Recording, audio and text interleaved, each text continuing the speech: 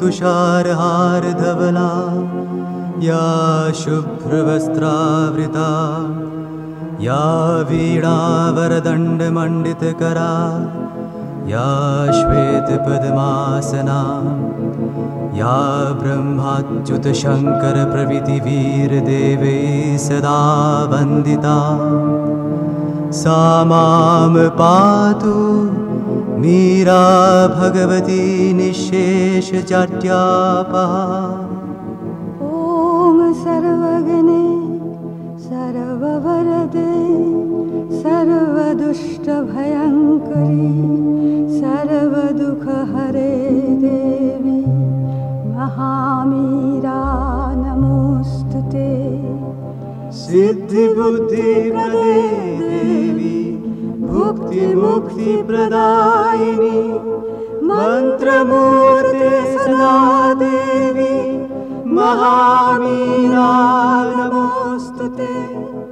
आद्यन्तरहिते देवी आद्यशक्ते महेश्वरी योगदे योगसम्भुते महामीरा नमोऽस्तुते महामीरा नमोऽस्तुते।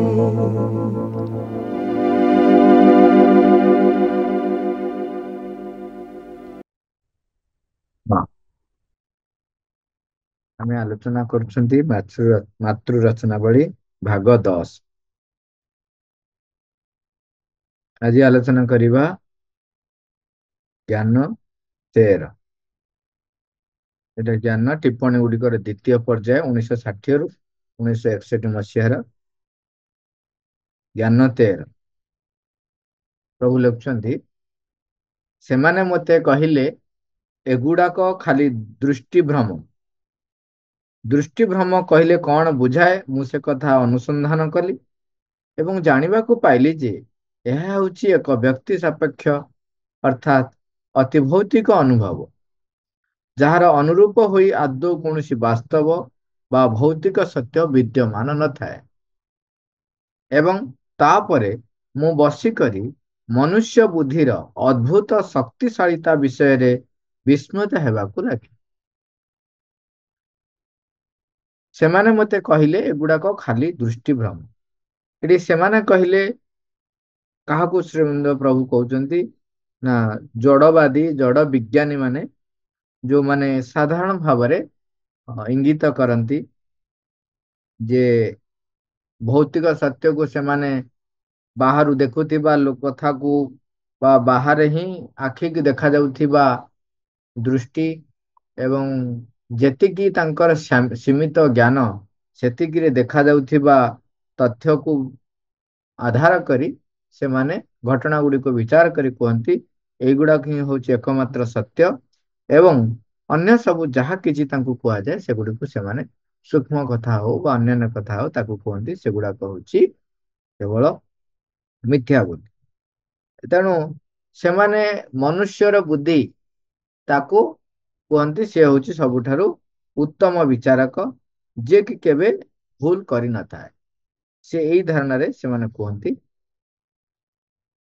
एवं बाहर को जो गुड़ाक देखागला आमे गत ज्ञान 12 रे आलोचना करथिले सेथिरे मन किपरि गोटे कथा को सत्य बोली प्रमाणित करुछि एवं आउ जने मन सेही मन को व्यवहार करे आउ जने तार विपरीत कथाटी को मध्य सत्य बोली प्रमाणित करुछि। तेणु यह ही कहि दउछि जे ता माने यह सत्य नुहे। एठी से माने ए जड़तर आखि गुड़िक जदि आमे कहिबा सेमानकर जो आखि ताकू आमे कहिबा जड़तर आखि। जड़तर आखि गुड़िक द्वारा जेतिकी देखिबा संभव होउछि सेमाने ताकू ही सत्य बोली कहନ୍ତି एवं अन्य गुड़ी को दृष्टिभ्रम बोली कहନ୍ତି। तेणु परम सत्तांकर उपस्थिति को अनुभव करिवार जो सूक्ष्म क्षेत्र रही सेठी जो अनुभूति जने लाभ करे सेगुड़िक जे सत्य एवं सेगुड़िक जे आमको एक उच्चतर जगतर जो परिभाषा आनिक आम पाखे रखे ସେଥିରେ ଯୋଉମାନେ ବସବାସ କରିନାହାନ୍ତି ଏଇ ଜଡବାଦୀ ମାନେ ତେଣୁ ତାକୁ ମିଥ୍ୟା ବୋଲି କହୁଛନ୍ତି। ତେଣୁ ମା ଲେଖୁଛନ୍ତି ଯେ ଶ୍ରୀଅରବିନ୍ଦ ବ୍ୟାଖ୍ୟା କରିଛନ୍ତି ଏଠାରେ ଏକ ବ୍ୟକ୍ତି ସାପେକ୍ଷ ଅର୍ଥାତ୍ ଅତି ଭୌତିକ ଅନୁଭବ ଯାହାର ଅନୁରୂପ ହୋଇ ଆଦୌ କୌଣସି ବାସ୍ତବ ବା ଭୌତିକ ସତ୍ୟ ବିଦ୍ୟମାନ ନଥାଏ, ଅନ୍ତର୍ଗତ ଚେତନାର ଏହି ବ୍ୟାପାର ଗୁଡ଼ିକର ଏକ ଅଧିକ ଭଲ ବ୍ୟାଖ୍ୟା ଆଦୌ ଦିଆଯାଇ ପାରିନଥାନ୍ତା। ଏହି ସବୁ ବୋଧ ମନୁଷ୍ୟ ଲାଗି ଅତ୍ୟନ୍ତ ମୂଲ୍ୟବାନ ଏବଂ ସେହି ବୋଧ ଲାଭ କରିବା ଦ୍ୱାରା ମନୁଷ୍ୟ କେବଳ ଏକ ଭାବନା ସମର୍ଥ ପ୍ରାଣୀ ଠାରୁ ଆହୁରି ଊର୍ଦ୍ଧ୍ୱକୁ ଉନ୍ନୀତ ହୋଇଯିବାକୁ ସମର୍ଥ ହୁଏ। ମନୁଷ୍ୟର ବୁଦ୍ଧି ଏତେ ଅଧିକ ପରିମାଣରେ ସୀମା ଗୁଡାକ ଭିତରେ ରହିଥାଏ, ଏହି ପୃଥିବୀଟା ସହିତ ଏତେ ବେଶୀ ବାନ୍ଧି ହୋଇ ପଡିଥାଏ ଏବଂ ଏତେ ଉଦ୍ଧତ ଭାବରେ ଅଜ୍ଞାନଗ୍ରସ୍ତ ହୋଇ ରହିଥାଏ ଯେ ଯେଉଁ ସବୁ ସାମର୍ଥ୍ୟ ମନୁଷ୍ୟ ଲାଗି ଏକ ଉଚ୍ଚତର ଏବଂ ଅଧିକ ବିସ୍ମୟମୟ ଜୀବନର ଦ୍ୱାର ଗୁଡ଼ିକୁ ଉନ୍ମୋଚିତ କରିଦିଅନ୍ତି, ତାହା କେବଳ ଗୋଟିଏ ନିନ୍ଦାତ୍ମକ ଶବ୍ଦ ପ୍ରୟୋଗ କରି ସେଗୁଡ଼ିକର ପ୍ରତିଷ୍ଠାକୁ ନଷ୍ଟ କରିଦେବାକୁ ଇଚ୍ଛା କରୁଥାଏ। ତେଣୁ ଏମାନେ କଣ କରୁଛନ୍ତି? ମା ଏଠି ବର୍ଣ୍ଣନା କରୁଛନ୍ତି ଏମାନେ ତାଙ୍କର ଅଜ୍ଞାନତା ଫଳରେ ଏଗୁଡ଼ିକୁ ନିନ୍ଦା କରିକି ତାକୁ ନଷ୍ଟ କରିଦେବା ପାଇଁ ଚେଷ୍ଟା କରୁଛନ୍ତି। ତେଣୁ ଏଠି ଶ୍ରୀଅରବିନ୍ଦ ଯୋଉ କହିଲେ ଯେ ଲାଷ୍ଟକୁ କହିଲେ, ମୁଁ ବସିକରି ମନୁଷ୍ୟ ବୁଦ୍ଧିର ଅଦ୍ଭୁତ ଶକ୍ତିଶାଳୀତା ବିଷୟରେ ବିସ୍ମିତ ହେବାକୁ ଲାଗେ।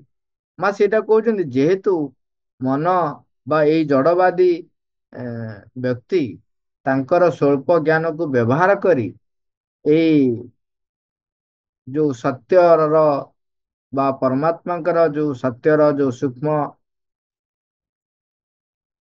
ପ୍ରତ୍ୟେକ ଘଟଣାର ଯୋଉ ସୂକ୍ଷ୍ମ ଅର୍ଥ ରହିଛି ଏବଂ ସୂକ୍ଷ୍ମତା ପରିପ୍ରକାଶ ରହୁଛି, ତାକୁ ଏମାନେ ସତ୍ୟକୁ ମିଥ୍ୟାରେ ପରିଣତ କରିଦେବାର ଶକ୍ତି ଯେହେତୁ ସେ ରଖିଛି ବା କିଛି ଦିନ ପାଇଁ ବି ହଉ ତାକୁ ସେ ମିଥ୍ୟା ବୋଲି ପ୍ରତିପାଦିତ କରିପାରୁଛି, ତାର ଏଇ ସାମର୍ଥ୍ୟକୁ ଶ୍ରୀଅରବିନ୍ଦ ଏଠାରେ ଲେଖୁଛନ୍ତି ବ୍ୟଙ୍ଗାତ୍ମକ ଭାବରେ ଅଦ୍ଭୁତ ଶକ୍ତିଶାଳୀତା। ତା ସହିତ ଆହୁରି ଜ୍ଞାନ 14-15 ଆମେ ଦିଟା ଯାକ ପଢିବା, ତିନିଟା ଯାକ ସେ ତା ସହିତ ଲାଗି ରହୁଛି। ପୁଣି ତାପରେ ପ୍ରଭୁ ଲେଖୁଛନ୍ତି ଜଡ଼ ବସ୍ତୁ ସହିତ ଆମେ ଅତିରିକ୍ତ ଜଡ଼ିତ ହୋଇ ରହିଥିବା ହେତୁ ଆମଠାରୁ ଯେଉଁ ସବୁ ସତ୍ୟ ବିଚ୍ଛିନ୍ନ ହୋଇ ପଡ଼ିଛି, ତଥାପି ତାହାର ଯେଉଁ ସାମୟିକ ଝଲକ ଗୁଡ଼ିକୁ ଆମେ ପାଉ, ତାହାକୁ ବିଜ୍ଞାନ ଦୃଷ୍ଟିଭ୍ରମ ବୋଲି ଆଖ୍ୟା ଦେଇଛି।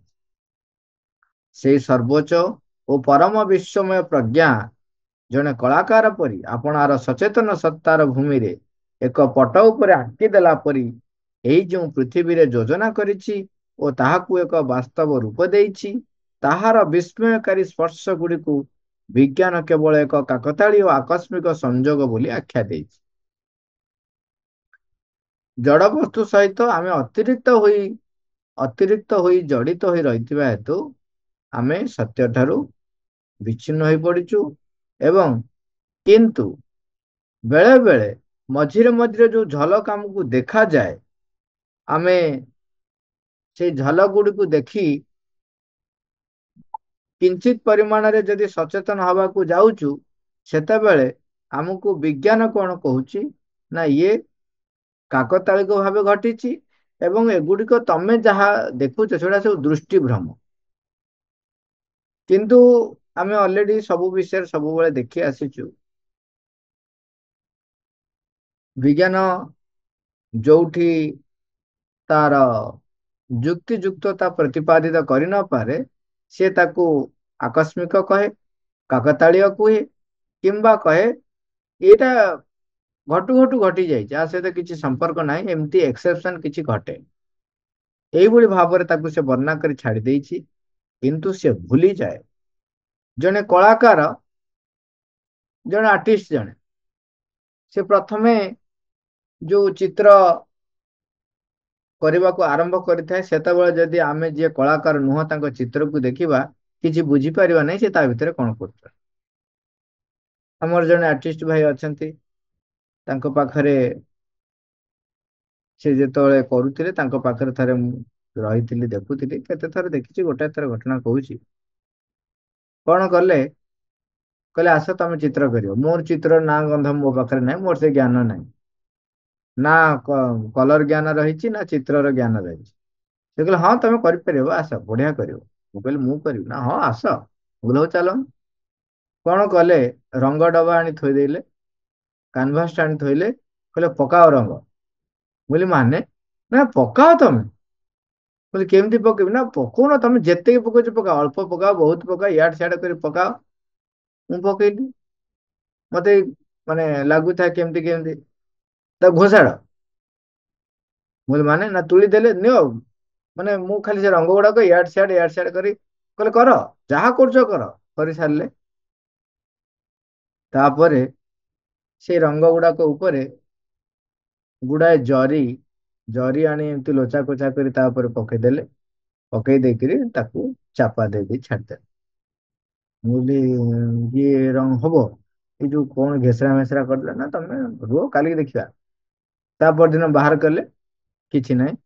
ତାଙ୍କ ତୋଳିଟି ଆଣିଲେ, ଯୋଉ ରଙ୍ଗର ମଲ୍ଟିପୁଲ କଲର ପଡି ଘେସରା ମିଶ୍ରା ହେଇ ଚାରିଆଡେ ସବୁ ହେଇଯାଇଛି, ପୁରା ଯେମିତି ଆପଣ ଦେଖିବେ ହାଟ ହାଟ ଯୋଉ କଥାରେ କହନ୍ତିନି ସେଇଭଳିଆ ଚାରିଆଡେ ଘେସରା ମେସରା ହେଇଛି। ତୁଳି ଆଣିଲେ, ସେଇ ତୁଳିରେ କୋଉଠି ତୁଳିର କଣ ଯୋଉ ତୁଳି ପଟରେ ରଙ୍ଗ ନେଇକି ତାକୁ ଟିକେ ଟିକେ ସଜାଡୁଥାନ୍ତି, ବେଳେ ବେଳେ ତୁଳିକୁ ଓଲଟେଇକି ତା ମୁଣ୍ଡ ପଟରେ ସଜାଡୁଥାନ୍ତି। ସଜାଡି ଦେଇକି ସୁନ୍ଦର ଭାବରେ କିଛି ସମୟ ପରେ ବାହାର କରିଦେଲେ। ଗଣେଶ ବସିଛନ୍ତି ଏବଂ ପାଖରେ ମୂଷା ତଳେ ରହିଛି, ହାତରେ ଲଡୁ। ସେଇ ଚିତ୍ର ଭିତରେ ଖାଲି ତାକୁ ଟିକେ ସଜେଇବା ଆରମ୍ଭ କଲେ। ମୁଁ ଯେମିତି ଗୋଟେ ଯେମିତି ଲାଇନ ଦେଇକି ଯେମିତି ସଜାନ୍ତିନି, ଖାଲି ଲାଇନ ଦେଇକି ଖାଲି ଟିକେ ସଜେଇ ଦେଲେ। ଆଉ ବେଳେ ବେଳେ ମୁଁ କହିଲି ତୁଳିକୁ ଓଲଟେଇକି ତା ମୁଣ୍ଡ ପଟରେ ବି ସଜେଇ ଦେଲେ। ହେଇଗଲା ଗଣେଶଙ୍କର। ମାନେ ଚିନ୍ତା କରନ୍ତୁ, ପ୍ରଭୁ ଗଣେଶଙ୍କର ସୁନ୍ଦର, ଅତି ସୁନ୍ଦର। ଆଉ ଗୋଟିଏ ସେମିତି ସେ କରିଦେଲେ, ଯେମିତି ଗୋଟେ ଗଛଟେ ଚଢେଇ ଫଢେଇ ଭର୍ତ୍ତି ଜୀବଜନ୍ତୁ ଭର୍ତ୍ତି ହେଇଛନ୍ତି ତା ଭିତରେ। ପୁରା ଦେଖାଗଲା, ଜଳ ଜଳ ଲାଗିଲା। ଏ ସବୁ ଗୋଟେ ମୂଷା, କୋଉଠି ଗୁଣ୍ଡୁଚି ମୂଷା, ତ କୋଉଠି ଚଢେଇ, କୋଉଠି କୋଉ ଚଢେଇ ଶୁଆ, କୋଉଠି ସବୁ ଦେଖାଗଲା।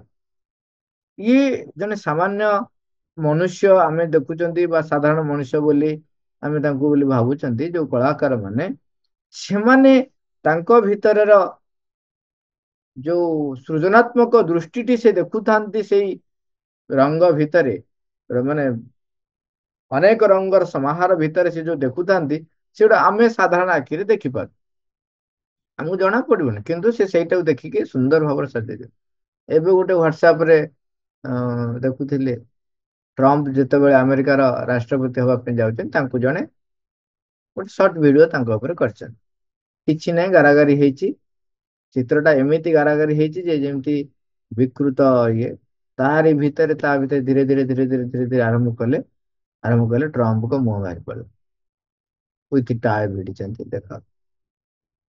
ଇଏ ହଉଛି ସାମାନ୍ୟ ମାନେ ମନୁଷ୍ୟ ବା ସାଧାରଣ ମନୁଷ୍ୟ ଭିତରେ ଜଣେ କଳାକାର, ତାଙ୍କର ସୃଜନାତ୍ମକ ଦୃଷ୍ଟିରେ ଆମେ ଯାହା ଦେଖିପାରୁନୁ ସେ ଦେଖିପାରୁଛନ୍ତି।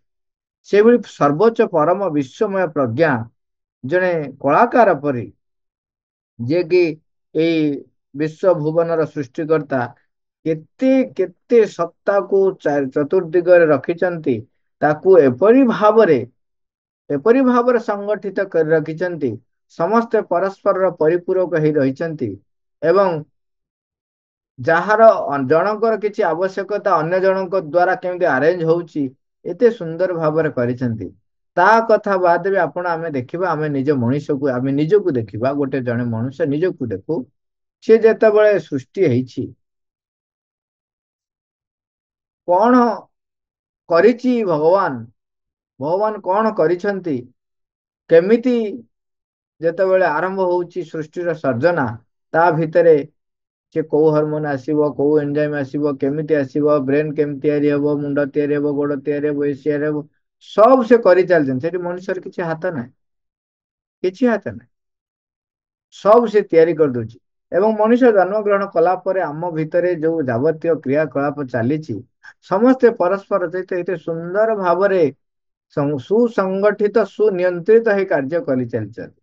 ଯଦି ବି ଆମେ କେତେବେଳେ ଅସୁସ୍ଥ ବା ଅନ୍ୟାନ୍ୟ ଜିନିଷ ଯୋଉ ଘଟୁଛି ଆମ ପାଖରେ, ତାହା ହଉଛି ଆମର ନିଜ କୃତ ବ୍ୟତିକ୍ରମ। ତେଣୁ ସାଧାରଣ ଅର୍ଥରେ ଯୋଉଟାକୁ ସଂଯୋଗ ବୋଲି କୁହାଯାଉଛି, ପ୍ରକୃତ କଥା ହଉଛି ଯେ ପ୍ରଭୁ ଶ୍ରୀଅନ୍ଦ କହୁଛନ୍ତି ପରମଙ୍କ କ୍ଷେତ୍ରରେ ସଚ୍ଚିଦାନନ୍ଦ ପରମ ପ୍ରଭୁ ଯିଏ ଏସବୁ କାର୍ଯ୍ୟ କରିଚାଲିଛନ୍ତି, ସିଏ ହଉଛନ୍ତି ଜଣେ ବିଶିଷ୍ଟ କଳାକାର, ଯାହାଙ୍କ ପାଖରେ ଆକସ୍ମିକତା ଓ ଅଚେତନତା ଲାଗି ଆଦୌ କୌଣସି ସ୍ଥାନ ନାହିଁ। ଯଦି ଆପଣ ତାକୁ ଦେଖିବେ, ଅନ୍ୟ ପକ୍ଷରେ ତାକୁ ଆମେ ମାର୍ଜିତ ରୁଚି ସଚେତନତାକୁ ବୁଝାଇଥାଏ। ଜଣେ କଳାକାର ଚେତନା ପରି ଏକ ଚେତନାକୁ ବୁଝାଇଥାଏ ଏବଂ ଏଥିରୁ ଏକ ଗଭୀର ଅଭିପ୍ରାୟ ମଧ୍ୟ ଉଦ୍ଘାଟିତ ହୋଇ ଆସିବାର ସମ୍ଭାବନା ରହିଥାଏ। ରାମାୟଣରେ ଗୋଟେ ଘଟଣା ଘଟିଥିଲା, ରାମାୟଣ ସମୟର ଘଟଣାଟେ, ଯେତେବେଳେ ଜଣେ ସତୀ ହଠାତ୍ ତାଙ୍କର ଗୋଟେ ପ୍ରତିଜ୍ଞା କରି କହୁଛନ୍ତି ଯେ ନପାହୁ ରାତି ନମରୂପତି ସପ୍ତ ଦିନ ହେଉ ଶପଥ ରାତି,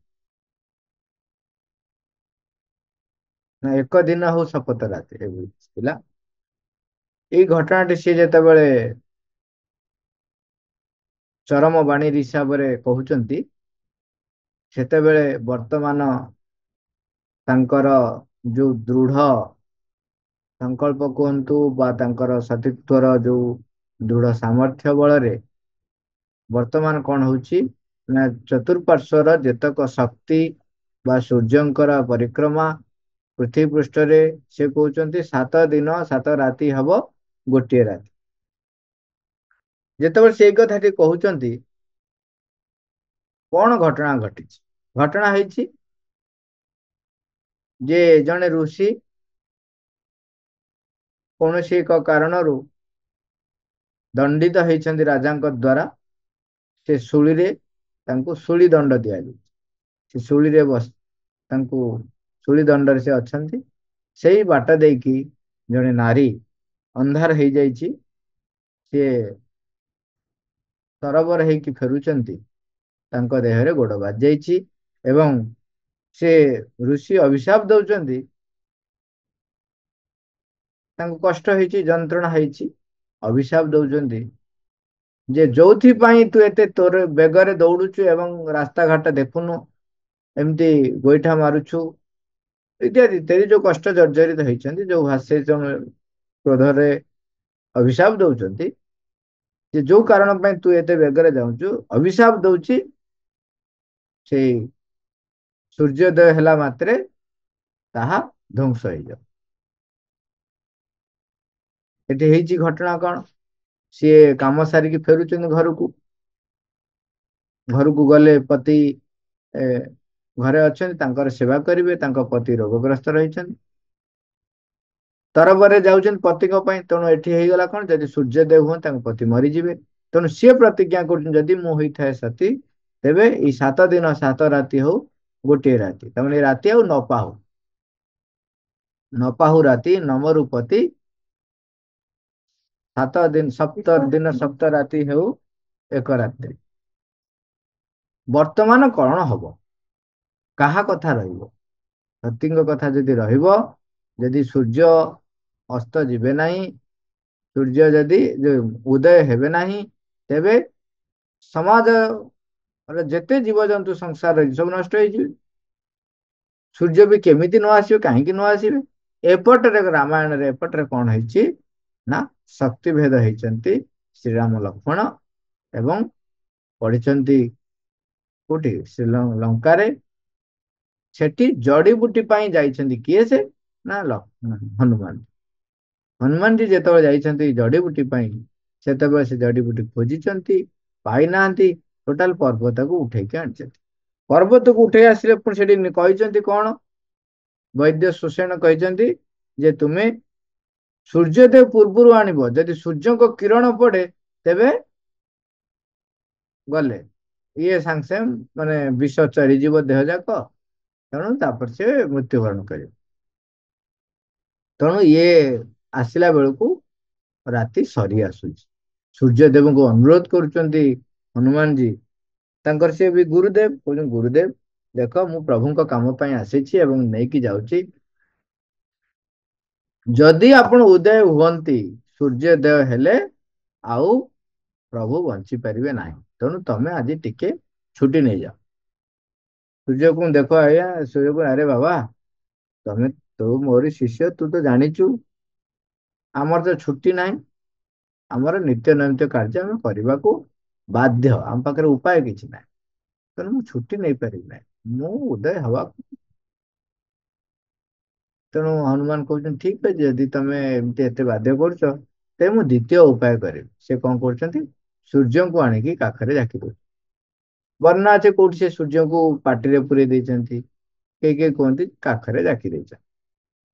ତେଣୁ ସିଏ ଯେ ପର୍ଯ୍ୟନ୍ତ ଏଠିକି ଆସିଛନ୍ତି ସେତେ ସମୟ ପର୍ଯ୍ୟନ୍ତ ସୂର୍ଯ୍ୟ ଉଦୟ ହେଇନାହାନ୍ତି, ତାଙ୍କ ପାଖରେ ରହିଛନ୍ତି।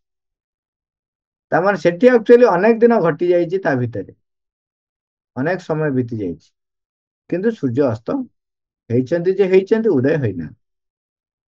ଏଠି ତାଙ୍କ କଥା ରକ୍ଷା କରିବା ପାଇଁ ଏପଟରେ ଯୋଉ ଘଟଣା ଗୁଡିକ ଆପଣଙ୍କର ମିଶିଲା, ସିଏ ଚିହ୍ନି ନ ପାରିବା, ହନୁମାନଜୀଙ୍କୁ ବର୍ଣ୍ଣନା ଯଦିଓ କରାହେଇଥିଲା ଯେ କୋଉ ଭଳିଆ ଦେଖିବା ପାଇଁ, ତଥାପି ସେ ବିଶଲ୍ୟକରଣକୁ ଚିହ୍ନି ନ ପାରିବା, ସଞ୍ଜୀବନୀ ବୁଟି ବୋଲି ତାକୁ କୁହାହଉଛି, ତାକୁ ଚିହ୍ନି ନ ପାରିବା ଏବଂ ଶେଷକୁ ପାହାଡକୁ ଉଠେଇକି ଆଣିବା, ଇଏ ସବୁ ଜିନିଷ ଯୋଉ ଘଟଣା ଘଟିଛି, ଦେଖନ୍ତୁ ପରସ୍ପର ସହିତ କେମିତି ସ୍ରଷ୍ଟା ସୃଷ୍ଟିକର୍ତ୍ତା କେମିତି ତାକୁ ସଂଯୋଗ କରି ରଖିଛନ୍ତି। ଗୋଟିଏ ଘଟଣା ଘଟିବା ପାଇଁ ଅନ୍ୟ ଘଟଣା ଗୁଡିକ ତା ସହିତ ତାଳମେଳ ରହିଛି, କୋଉଠି ଘଟଣା କୋଉଠି ରହିଛି। ତେଣୁ ଏଇଭଳି ଭାବରେ ଅନେକ ଘଟଣା ରହିଥାଏ ଯୋଉଠି କି ଆମକୁ ବାହାରକୁ ଲାଗେ ଆକସ୍ମିକ ଏବଂ ଅଚେତନା, କିନ୍ତୁ ତାଙ୍କ ପାଖରେ ଏଗୁଡାକର କିଛି ଆକସ୍ମିକତା ନାହିଁ ବା ମିରାକଲ ନାହିଁ। ଏଇଟା ହଉ ହଉ ହେଇଯାଏନି, ତାତ୍କାଳିକ ନୁହେଁ, ଏହା ସୁସଂଯୋଜିତ ହେଇଥାଏ।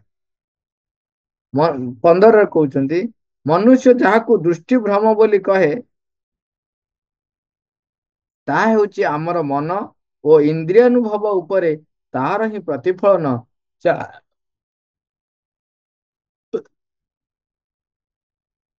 ତାହାର ହିଁ ପ୍ରତିଫଳନ ଯାହାକି ଆମର ସାଧାରଣ ମାନସିକ ତଥା ଇନ୍ଦ୍ରିୟଗତ ପ୍ରତ୍ୟକ୍ଷର ଅତୀତ ହୋଇ ରହିଥାଏ।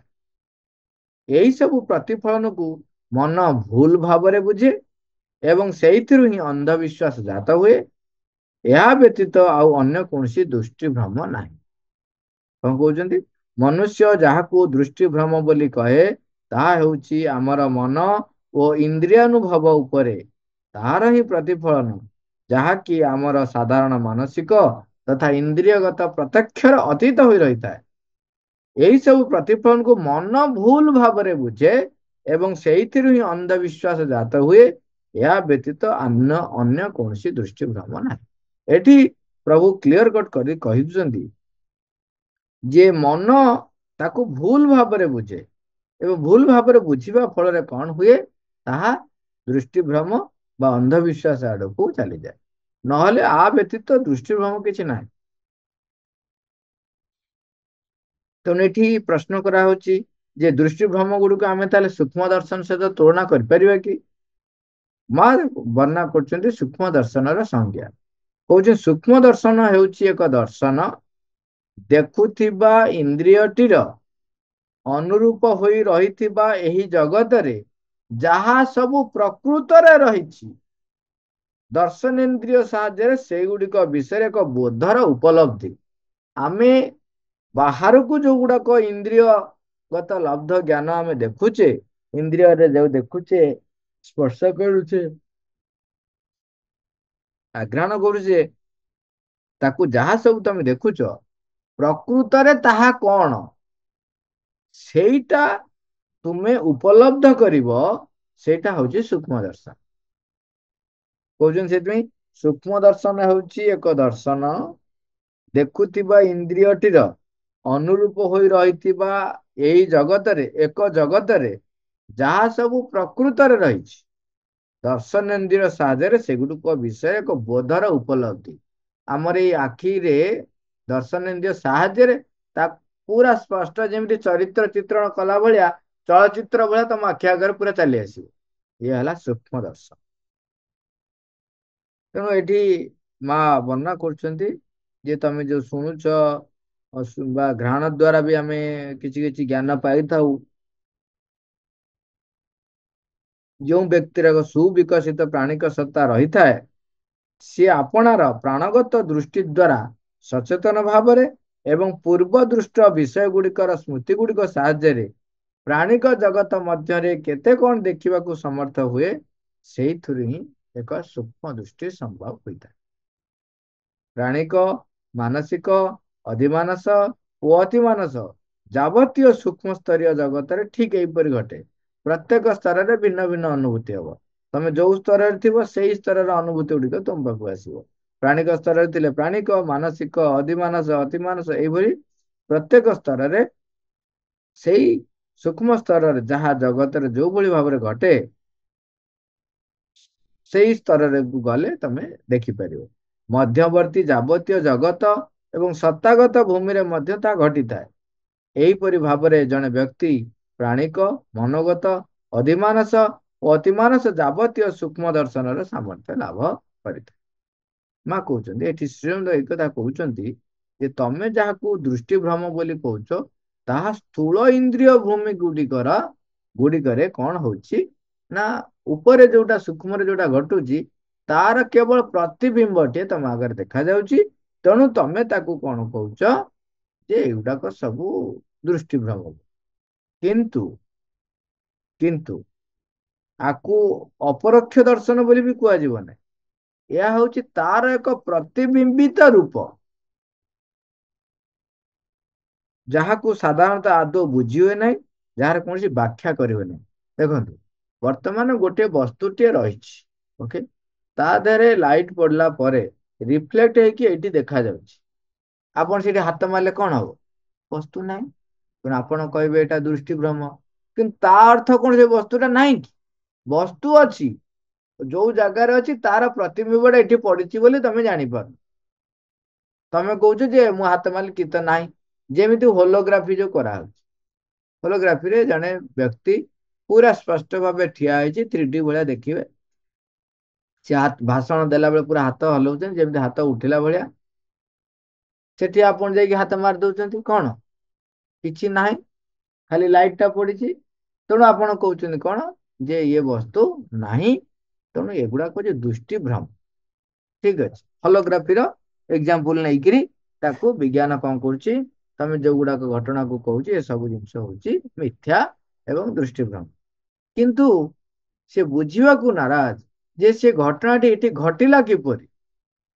ଯେମିତି ଯଦି ପଚରା ହେଇଛି, ବିଜ୍ଞାନ ଆର ଉତ୍ତର ଦେଇନାହିଁ, ଯଦି ଜଡ ଜଗତରେ କିଛି ନଥିଲା ତେବେ ତାହା ଭିତରେ ଜୀବଟିଏ, ଜନ୍ତୁଟିଏ ପ୍ରତିଷ୍ଠିତ ହେଲା କିପରି? ସିଏ ଭାବି ଭାବି ଭାବି ଭାବି ମ୍ୟାକ୍ସିମମ୍ ଭାବିଲା କଣ, ନା ଯୋଉ ଉତ୍ତପ୍ତ ଗ୍ୟାସୀୟ ପିଣ୍ଡ ଥିଲା ପୁଣି ତରଳ ହେଲା। କେମିତି ତରଳ ହେଇଥିବ?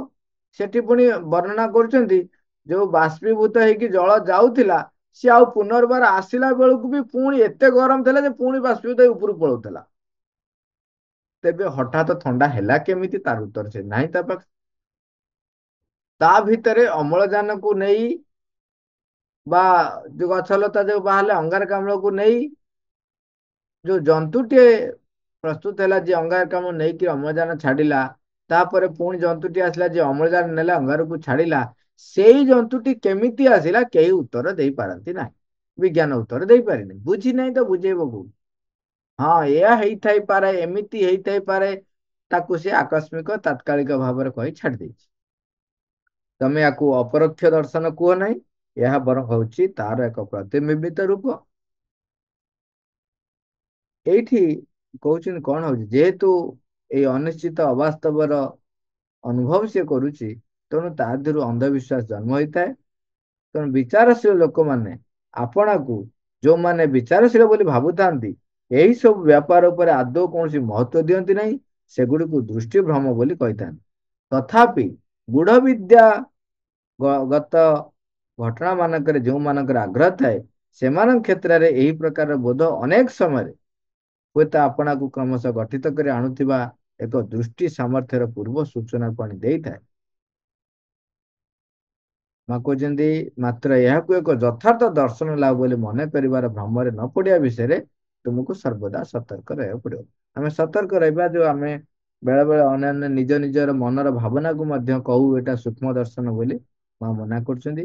ମା କହୁଛି ମୁଁ ପୁନର୍ବାର ସେଇ କଥା କହୁଛି, ପ୍ରାୟ ଏକ ସମ୍ପୂର୍ଣ୍ଣ ଅଜ୍ଞାନର ସ୍ଥିତିଭୂମି ଉପରେ ହିଁ ଅଧିକାଂଶ ସମୟରେ ସେଇ ଘଟଣା ଗୁଡିକ ଘଟିଥାଏ। ଅଧିକାଂଶ ସମୟରେ ଏଗୁଡିକର ଅନୁଗାମୀ ହୋଇ ଅନେକ ଭୁଲ ରହିଥାଏ, ଅନେକ ଭୁଲ ବ୍ୟାଖ୍ୟା ମଧ୍ୟ ଦିଆଯାଏ। ଓ ଅସାଧୁ ବ୍ୟକ୍ତି ମାନଙ୍କ ବିଷୟରେ କଣ କହିବ? ସେମାନେ କଣ କରନ୍ତି ନା ଆପଣା ଅନୁଭୂତିକୁ ବର୍ଣ୍ଣନା କରି କହୁଥିବା ସମୟରେ ଅନେକ ଘଟଣା ଯୋଉଟା ଘଟି ନଥାଏ ତାକୁ ଏତେ ସୁନ୍ଦର ଭାବରେ ଟିକି ନିକି ଇଆଡୁ ସିଆଡୁ ମିଶେଇ ତାକୁ ଏମିତି ତା ଭିତରେ ଭର୍ତ୍ତି କରିଦିଅନ୍ତି ମସଲା ଭଳିଆ, ତାକୁ ବୁଦ୍ଧି ପରିଚାଳିତ ବା ବିଚାରଶୀଳ ବ୍ୟକ୍ତି ତାର ମନକୁ ବ୍ୟବହାର କରି ସେ ଏତେ ସୁନ୍ଦର କାହାଣୀଟିଏ ପ୍ରସ୍ତୁତ କରେ, ଯାହାକୁ କି ଅବିଶ୍ୱାସ କରିବା, ସଂଶୟ କରିବା ଭାରି କଷ୍ଟ। ସେମାନେ ସେମାନେ ଏଇ ଯୋଉ କାର୍ଯ୍ୟଟି କରିଥାନ୍ତି ତାକୁ ଉଚିତ ବୋଲି ପ୍ରମାଣ ମଧ୍ୟ କରିଦିଅନ୍ତି। ତେଣୁ ଯଥାର୍ଥ ସଜ୍ଞାନତା ଏବଂ ଆନ୍ତରିକତାର ପୃଷ୍ଠଭୂମି ଉପରେ ଯେଉଁ ଅନୁଭୂତି ଗୁଡିକ ଉପଲବ୍ଧ ହୋଇଥାଏ, କେବଳ ସେଇଗୁଡ଼ିକର କ୍ଷେତ୍ରରେ ହିଁ ଆମେ ସୂକ୍ଷ୍ମ ଦର୍ଶନ ଶବ୍ଦଟିର ପ୍ରୟୋଗ କରିବା। ତଥାପି ଦୃଷ୍ଟିଭ୍ରମ ତଥା ସୂକ୍ଷ୍ମ ଦର୍ଶନ ଦୁଇଟି ଯାକ କ୍ଷେତ୍ରରେ ଯାହା କିଛି ପରିଦୃଷ୍ଟ ହୁଏ ତାହାର ଅନୁରୂପ ହୋଇ ଅବଶ୍ୟ ଏକ ବାସ୍ତବ ରହିଥାଏ। ଅବଶ୍ୟ ଏକଥା ସତ ଯେ ପ୍ରତିଲେଖନର ପ୍ରକ୍ରିୟାଟିରେ ବେଳେ ବେଳେ ସେଥିରେ ଅନେକ ବିକୃତ ଆସି ପଶି ଯାଇଥାଏ, କିନ୍ତୁ ପ୍ରତିବିମ୍ବ ଯେତେବେଳେ ଦେଖୁଛ ତାର ମୂଳ ରୂପ ନିଶ୍ଚୟ ରହିଛି। ଯେତେବେଳେ କୁହାଯାଇଛି ଯେ ଯାହା ମାକୁ ସାପ କାମୁଡିଥାଏ ସେ ପାଳ ଦୌଡ଼ି ଦେଖିଲେ ଡରେ, ତେଣୁ ସେଇଟାକୁ ଉଦାହରଣ ଦେଇ ବେଳେ ବେଳେ କୁହାଯାଏ ଯେ ରଜୁ ସର୍ପବତ୍। ରଜୁ ମାନେ ସୁତୁଲିଟାକୁ ଦେଖିକିରି ତମେ ସାପ ଭଳି ବୋଲି ଭାବୁଛ, ଆଉ ତେଣୁ ସେଇଟା ହଉଛି ଆକ୍ଚୁଆଲି ମିଥ୍ୟା, ସେଇଟା ହଉଛି ମାୟା। ତେଣୁ ସେ କହୁଛନ୍ତି ଯୋଉ ଦୌଡ଼ିଟାକୁ ଦେଖିକି ତମେ ସାପ ବୋଲି ମନେ କରୁଛ ସେଇଟା ହଉଛି ମାୟା, ଇଏ ସବୁ ଜିନିଷ ଅସତ୍ୟ। ଏଇ ଉଦାହରଣ ଦେଇକି କହୁଛୁ ଯେତେବେଳେ ସେମାନେ ଅସତ୍ୟ ବା ମିଥ୍ୟା ବୋଲି କହୁଛନ୍ତି।